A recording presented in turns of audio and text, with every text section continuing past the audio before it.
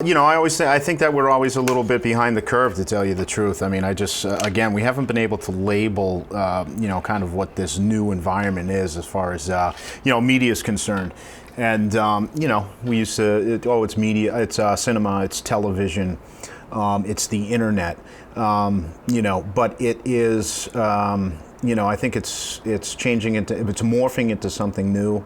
I think that the artists, coming up today, like the young ones, I'm talking about the ones still 7th grade, 8th grade, into high school, stuff like that. People who have access to all these technologies that I didn't necessarily have access to, and I'm talking about like Adobe Premiere for $50 a month, Final Cut Pro, $300 flat fee, and you get all the updates and stuff like that. Adobe After Effects, and then all these kind of, open sourced programs that are free, that if you had the time and the obsession of a young person like that, you're gonna be going in a different direction. I don't necessarily even know if that's filmmaking, because when I was growing up, obviously you had cameras and you had access to different technologies, but it always was cinema was always kept its kind of king of the hill position, because you're dealing with VHS cameras that they don't have the resolution to make it look like a real film, whereas today it's so democratized that there's an oversaturation of of content, from short films to TV, to like web series or whatever, which isn't really, in my opinion, a thing anymore.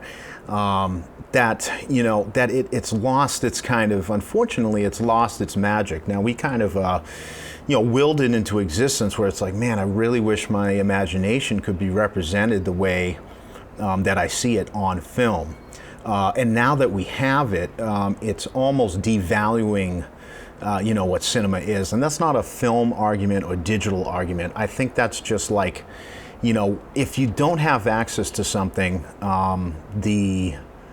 the value of it is much greater than if you do have access to it. So that's why I think, you hear all these rich people who are like, oh, money doesn't buy you happiness and stuff like that. Because, once you have access to it, it's not as valuable as it once was. It's not as, it just doesn't hold as much weight as it used to, because you get money and then it's like, oh, it's my life still feels the same. I still feel the same inside, or whatever. I thought this would free me from what's going on inside, and it doesn't happen. Now, of course, that's beyond the subject, but cinema has kind of gone the same way, where it's like, oh, well, we can all kind of do it now.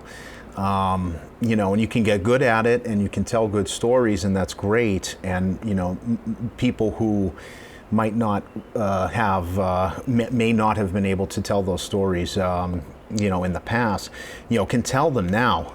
Especially if you continue to build your craft and work on it, you can tell some really great stories. But is it valuable anymore? I mean, I remember there was an interview with a writer, Norman Mailer, who was writing novels, and I think he had stuff to do with movies and such as well. But he said, if I was to get into it now, I'd try and be a filmmaker, and that's because he was kind of at the end of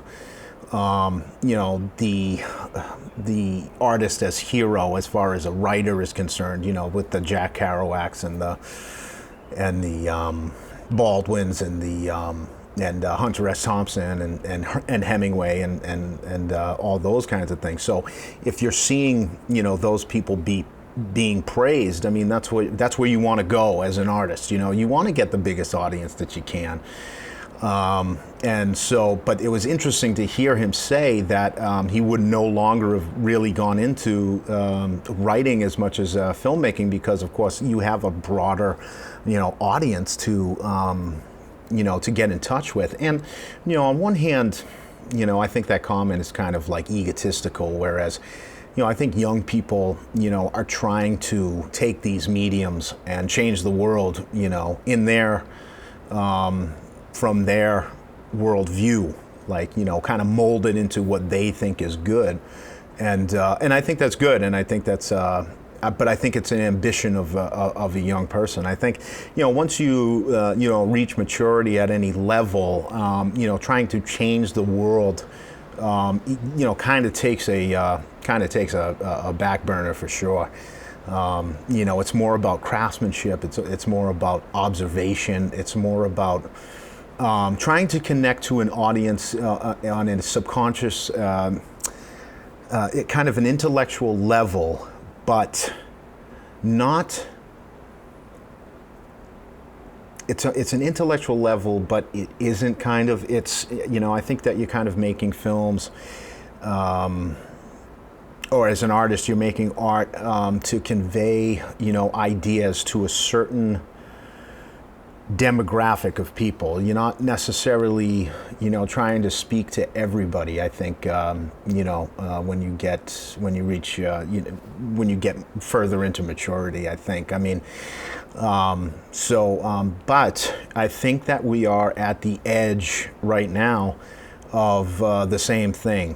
As far as, if you were a young person today, if you were, 14, 15, 16, what would be exciting you? What would you think is kind of, taking over the audience, getting the audience attention, trying to change the world through a medium? Are you still going into, film? I'm sure, if you're 17, 18, you're probably thinking about, long form television and stuff like that, which is good, but it's kind of the same thing. I think there's even something on the horizon that's newer than that, because that's basically cinema as well. You're just sitting home, so obviously it's changed the behavior of the audience.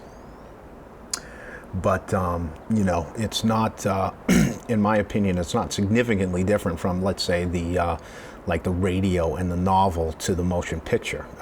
That's a very drastic change. The motion picture to a more interactive medium like the internet. That's a drastic change.